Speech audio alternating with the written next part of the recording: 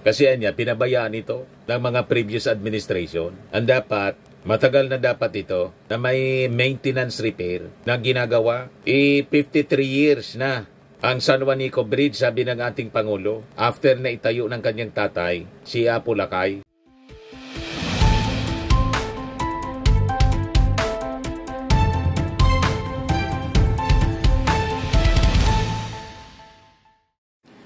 Hello po mga tugang, mga manoy, mga manay, si Dante Maravillas, Bicolano vlogger, broadcaster, journalist from Albay.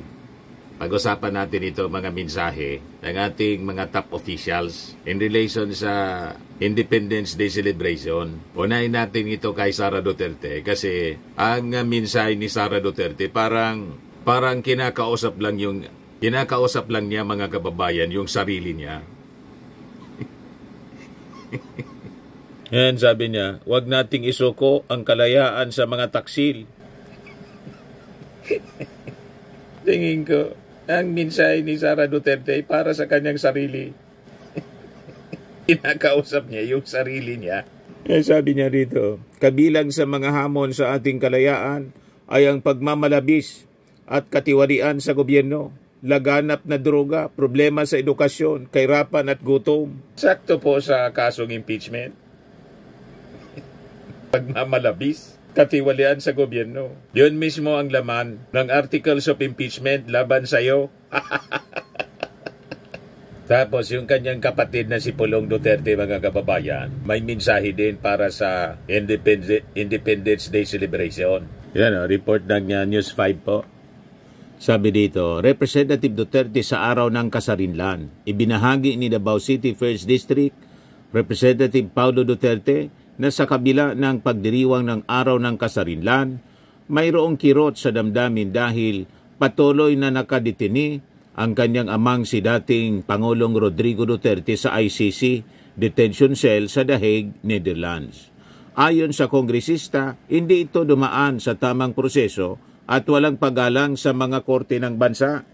Yun ang mensahe niya, mga kababayan. Sa simpleng salita, siya ay kinidnap ng isang administrasyong hindi kumikilala sa due process at hindi nirerespeto ang ating sistema ng hustisya. Hindi daw kumikilala sa due process. Itong pagkakulong nga po ng tatay ninyo ay ang mismong due process. Ang hindi kumikilala po, Pulong, sa due process, kayo, yung tatay mo, kasi yung mga biktima ng crimes against humanity, yun ang talagang hindi dumaan sa due process. Na-EJK po, thousands of them. Walang due process na binigay yung tatay mo. Kayo po, yung tatay ninyo po ay binibigyan ng due process na ma-defend niya yung kanyang sarili, hindi dito sa Pilipinas kasi hindi man siya kinaso rito ng mga complainants. Walang tiwala kasi sa Korte ng Pilipinas noong panahon po ninyo. Panahon ng tatay ninyo, 2017 ito. Panahon ng tatay mo, final sa The Hague. And because of that, binibigyan siya ng due process ng The Hague, ng ICC. Yung sinasabi po ninyong dapat hustisya rito, yun ang ipinagkait kasi sa mga biktima ng EJK. Kaya hindi natin mapipilit yung mga nabiktima ng EJK na dito i-file. Wala ngang tiwala sila nung panahon ninyo. Naintindihan mo na, Pulong. Kaya baliktad po ang sinasabi ninyo na di binigyan ng due process. Binibigyan ng due process. Ang walang due process po, yung mga namatay sa EJK, sa war on drugs. Yan ang katotohanan yan. Kasi kung hindi kayo binigyan ng due process, di sana, hindi siya nakakulong, kundi patay na rin sana yung tatay mo. Tulad ng mga biktima ng war on drugs. Binabaliktad ninyo lahat. Hindi ninyo pwedeng baliktarin ang kwento kasi tandang-tanda yan ang ating mga mamamayang Pilipino. Pasalamat na lang kayo. Kasi yung inyong tatay, nagawa niyang kumuha ng pinakamagaling na abogado. Pero yung mga biktima ng war on drugs, ngayon pa lang po sila. Butit may mga tumutulong sa kanila, pero ang masamang katotohanan, patay na yung mga biktima. Yung tatay mo, buhay na buhay. Wala kayong karapatan na magreklamo tungkol sa due process kasi mismong tatay ninyo, hindi nagbigay ng due process pero siya binibigyan ngayon ng due process. Naintindihan mo na, Pulong? Kaya sabi ni Neil Demandante, bakit may due process ba noong nakaupo Tanong mo lang sa ama mong, you see, sabi ni Wang Boko, sana hindi tayo kumala sa ICC para igagalang tayo. Para bago hulihin ang may warrant, maidaan nila sa korte natin. Kaso hindi na tayo member. Kaya ayon, matulin pa sa sikat ng araw, lumipad na agad. Bakit pa kasi kumalas tayo? Wala namang mawawala yata kung hindi tayo kumalas. Kasi kung maayos ang bansa natin, hindi naman sila makikialam kung walang magrereklamo sa kanila. Ang kumalas yung tatay niya para makatakas sa accountability. Hindi pa rin nakatakas. Nahuli ni General Torre. You see? Sabi ni Joy Ignacio, problema nyo yan na pamilya, hindi yan problema ng bansa. Sabi ni Rica Palapo, ngayon naghahanap sila ng due process. The irony. Sabi ni Vilma Giban Remigio, due process daw. Nung panahon ng tatay, basta bang na lang, hindi also due process. Ngayon, nangingi ng due process. Basag na basag ni Sipulong. O ngayon, buti papakinggan natin yung mensahe ng ating Pangulong Bongbong Marcos kasi matino yung mensahe para sa Independence Day. Dito may pakinabang tayo. Palakpakan. Di ba? Parang kampanya. Ang daming tao. 127 taon ang nakalipas na nang itinaas ang ating bandila sa Kawit, Cavite. Ngunit, bago pa man dumating ang araw na iyon, maraming buhay ang naialay, pamilyang nagkawalay, at kinabukasang nasira, makamit lamang ang kasarinlan. Sina Jose Rizal, Andres Bonifacio, Apolinario Mabini, Padre Gomez, Padre Burgos, Padre Zamora, Graciano Lopez Jaena, Emilio Aguinaldo, Melchora Aquino, at libo-libo bayaning Pilipino na hindi napapangalanan. Sila ang mga Pilipinong nag-alay ng pawis, dugo at pangarap upang makamtan natin ang kalayaang ating tinatamasa. Mula sa kanilang sakripisyo, unti-unting umusbong ang Republika ng Pilipinas. Ngunit sa batang edad ng kasaysayan ng ating bansa, hinarap natin ang hamon ng digmaang pandaigdig, ang krisis sa langis, ang globalisasyon. Sa harap ng lahat ng mga hamon na ito, unti-unting lumakas at naging isang ang ating bansa. Pinagtibay ng apoy, ng sakripisyo at ng luha. Ngayon, malaya nating na ipapahayag ang ating saloobin nang walang kinakatakutan at malayang nagagawa ang naisin na walang iniiwasan. Dahil sa bagong Pilipinas, hindi kasalanan ang pagbibigay ng opinyon at lalong hindi mali ang kritisismo.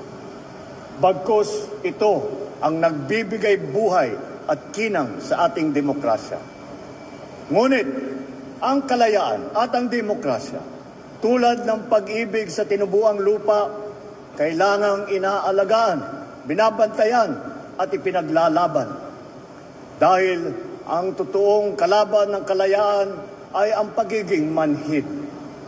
Manhid sa hinain ng taong bayan, manhid sa kalagayan ng ating kapwa, manhid sa kapanganan ng ating bansa.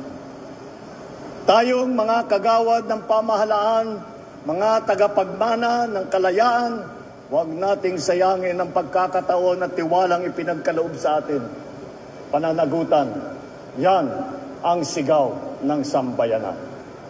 Mula sa sirang tulay, kalsada, mahal na pagkain, kakulangan ng kuryente, ang nais ng taong bayan ay tunay na pagkilos at na pagserbisyo. Ang solusyon ay ang pagpapaginhawa ng buhay ng bawat isa. Bilisan ang pagtugon sa pangangailangan ng ating mga kababayan, taasan ang kalidad ng serbisyo at iwasto ang ating pagkukulang. Pananagutan natin hindi lang ang mga umaabuso sa tungkulin, maging ang mga nagkukulang sa paglilingkod. Malinaw na patama po. Accountability. Papanagutin natin. Malinaw na patama po kay Sara Duterte. Di ba? Papanagutin natin, sabi ng ating Pangulong Bongbong Marcos. Kailangan accountability doon sa mga nag-aabuso sa poder, sabi ng ating Pangulo. Kaya yung mga nagsasabi po na hinaharang ng ating Pangulo yung impeachment trial, wala pong katotohanan. Many times lininaw na yan ng ating Pangulo at ng Palasyo Malacanang ni Yussi Castro. Ayaw sana niya. Kaya lang, na-impeach na si Sara. We have to respect the process. Tuloy dapat. Yan ang malinaw. Yung nansisisi sa ating Pangulong Bongbong Marcos sa issue ng impeachment, wala pong katotohanan ang inyong mga akusasyon sa ating Pangulong Bongbong Marcos. The fact na ang pumirma number 1 sa 4th impeachment complaint, si Sandro Marcos, anong ibig sabihin nun? At sinulong ni pinsan, Speaker Martin Romualdez. Anong ibig sabihin nun? Pinos ng majority members allied to the President na mga congressmen. Anong ibig sabihin nun? You have to read between the lines. Napakalinaw. Respect the due process. Ito na ngayon ang speech ng ating Pangulo. Dapat panagutin daw yung mga nang-aabuso. Ituloy natin ang mensahe sa Independence Day. Dahil mas madadama ng Pilipino ang kalayaan kung may pagkain sa hapag, may maayos na transportasyon, may gamot para sa mga may sakit, at may dignidad ang bawat manggagawa. At sa mga kapwa kong Pilipino, patuloy natin ipaglaban ang ating kasarinlan. Huwag natin kakalimutan na ang kalayaan ay hindi binibigay. If we look at what is happening around the world today, freedom is fleeting. Fake news and misinformation, herd mentality can erase our way of life, our culture, our value system that we hold so dear. Ang mga kasinungalingan walang hangganan, mga balitang walang katotohanan at maling impormasyon. Malinaw po na patama sa kampo ng mga Duterte. Kasi ang mga maling impormasyon, ang fake news, galing po sa kampo ng mga Duterte. Mga DDS po ang nagpapakalat. Lalo na po si Atty. Harry Roque. Diba? Mga vloggers nila. You see? Yan ang nilalabanan, mga kababayan ngayon. Ito ang mga salot sa ating kalayaan. Salot sa kalayaan. Nakakalungkot din na may ilan din sa ating mga kababayan ay pinipilit ang maling paniniwala para sa interes ng iba at hindi para sa kapakanan ng ating mga kababayan Pilipino. Maging mapanuri tayo lagi. Alamin natin ang totoo. Labanan ang mga kasinungalingan. Piliin natin maging tapat kahit walang nakakakita. Piliin natin na manindigan, lalo na kung may nagkakamali. Piliin natin ang pagkakaisa sa gitna ng pagkakaiba. Let us honor this day not just by remembering the sacrifices of our forefathers.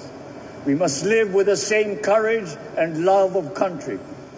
For freedom is not just something that we inherit, but a right that we must protect every single day.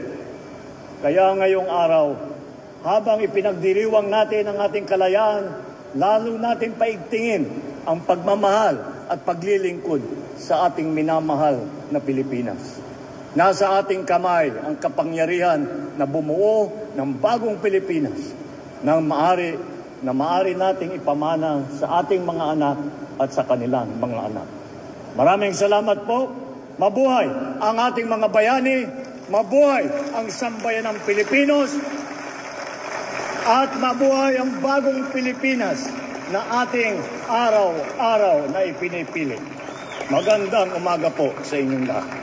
Di ba pa, mga kababayan, napaka-inspiring message ng ating Pangulong Bongbong Marcos. Nakikinig siya po at kaya hindi siya nakikisali dito sa kaguluhan sa impeachment po. Hindi nangangahulugan na ayaw niya ng accountability. Sinabi niya po, mga kababayan ngayon mismo. Gusto niya kasi, tutok pa rin siya sa trabaho. Anyway, hindi man niya trabaho yung mag-impeach. Trabaho yan ng Congress, trabaho ng Senado. Yung impeachment trial na kanyang inirerespeto kasi parte siya sa tinatawag na due process. Siya naman, nasa executive siya, tuloy dapat ang serbisyo sa ating mga mamamayang Pilipino. Kaya yung ginagawa niya, ikot ng ikot. Galing pa lang po sa Palawan. Palawan, Siquijor po. Kasi may problema sila doon sa kuryente po, na ang provider pala po, pag-aaring company ni Manny Villar.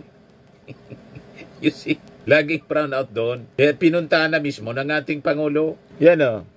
Iginiit ni PBBM, hindi masolusyonan ng Siquijor Island Power Plant at ng gobyerno ang problema sa supply ng kuryente sa lalawigan. Yan o. Pakinggan ninyo yung sabi ng ating Pangulo.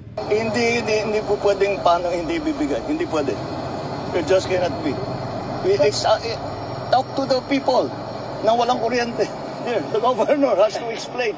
He has to explain every day to his people kung bakit walang kuryente. You see, mga kababayan, ikot ng ikot yung ating Pangulo para personal na tingnan yung mga problema sa ating bansa. O tapos dumiretso siya doon sa Leyte, Samar, yung problema sa San Juanico.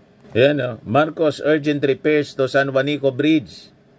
Apektado kasi economy ng Samar, Leyte. Nag-utos siya na lagyan ng Mororo vessels sa gitna ng rehabilitation ng San Juanico. Kasi pinabayaan ito ng mga previous administration. Ang matagal na dapat ito na may maintenance repair na ginagawa. 53 years na ang San Juanico Bridge, sabi ng ating Pangulo, after na itayo ng kanyang tatay, si Apo Lakay. Yan yung ating Pangulo.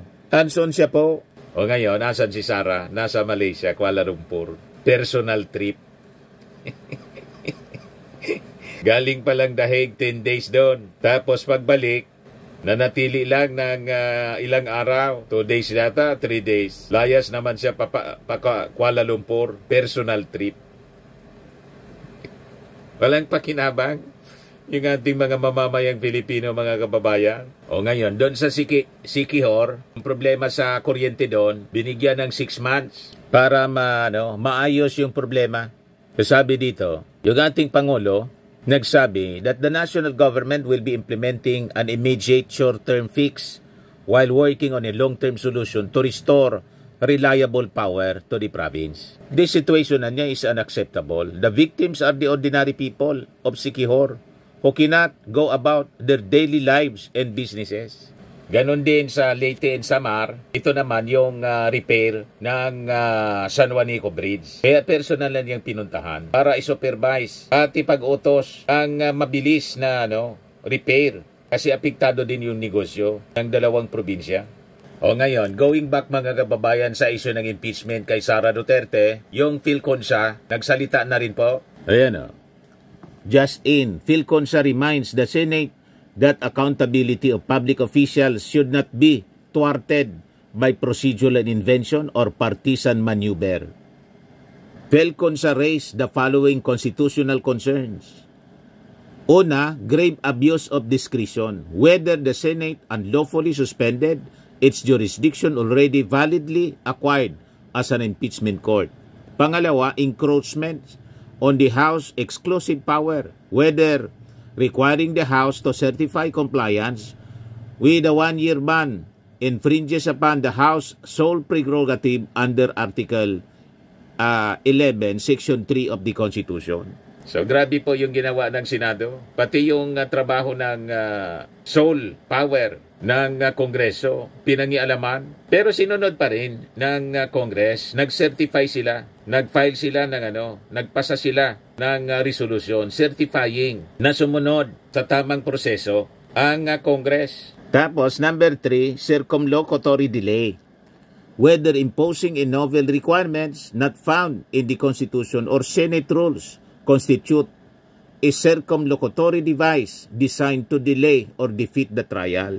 Sinasadya nila, mga kababayan, kung ano-ano na lang na ginawang motion na dapat out of order yung mga motion na yun. Motion to dismiss. Para lang po ma-delay. Napakasimple. Pwede naman sila, sabi ng mga legal luminaries, na umingi lang ng certification. Yun ang sinasabi ni Risa Ontiveros, tapos ni Coco Pimentel. Di man na niya kailangan. Ibalik pa natin yan. Yung pag-remand niya, wala yan sa ating konstitusyon. Ang utos sa atin, mandato to try, hindi to dismiss or to remand. Wala talaga po. Ayaw makinig nila. Kaya naging kayaya yung Senado. Pinagtawanan ng ating mga law experts po. Pangapat, due process, whether raising possible defenses on behalf of the respondent, Vice President, compromises the impartiality of the Senate as an impeachment court. Nag-abogado na po yung mga senador. Yung trabaho ng defense panel, nang dapat abogado ni Sara nang gumagawa noon, sila na yung gumawa. You see? Kaya sabi ni Attorney Christian Monzon, isang constitutionalist, in a street language sa ngayon, siga-siga sila. Akala nila nasa kanila ang kapangyarihan. Ang kapangyarihan nila is provided by the Constitution. Hanggang dyan lang sila. Nagsiga-siga po. Si Robin Padilla gusto nang manakit. Gustong saktan, mga kababayan, pisikal. Si Joel Villanueva, yun pala, isa man lang yung boto. Magkakampi pala, nagdrama pa. You see? Yes, sabi po ni Attorney Dean, College of Law, Jamie Gatdula, the impeachment trial niya for the Vice President should be presided by the Chief Justice of the Supreme Court. Article 7.3 of the Constitution requires that proceedings against the Vice President be in the same manner as the President. Furthermore, it removes the Senate President from an ethical dilemma in that he no longer has to preside over a proceeding of a public official. He may succeed, even if temporarily, in the interregnum, logically to be read in Article 7.9, if the Vice President is indeed removed. Tama po. Nag-second demotion din, mga kababayan, sa ganitong ideya. Ang isa pang Dean, si Dean and Father Attorney Ranilo Calangan Aquino. This is an interesting point made by Dean Jamie Gatdula, and he makes out a good case for his proposition. Tama po, para impartial, hindi politiko, kundi mismong Chief Justice ng Supreme Court, tulad ng nangyari sa impeachment trial po ni Era Pistrada. Ang dapat mag-preside talaga rito. Ito, mga kababayan, ang dapat mag-preside si CJ Alexander Agismondo, na nagsabi, corruption and abuses niya are the nation's true enemies. Mensahe niya yata ito, mga kababayan, sa Independence Day. Tamang-tama, akma, sakto sa mga pinag-uusapan natin ngayon. Ayun ang mensahe ni Chief Justice sa Independence Day kanina. Ang ating kalaban niya ay hindi lamang ang mga dayuhang nagnanais na sakupin tayo, ngunit ang korupsyon, kawalang pakialam at pang-abuso na nakikita natin sa sarili nating bakuran. Kaya challenge niya ang ating mga kababayan to reflect on how they utilize their hard-earned freedom, whether to address lingering injustices, uphold the rights of every citizen, regardless of his status or belief, or to correct wrongs despite obstacles. Tama si Chief Justice. Kaya po itong ginagawa natin, nakikita nating mali ang ginagawa ng ating mga senador, kaya tayo nagsasalita po.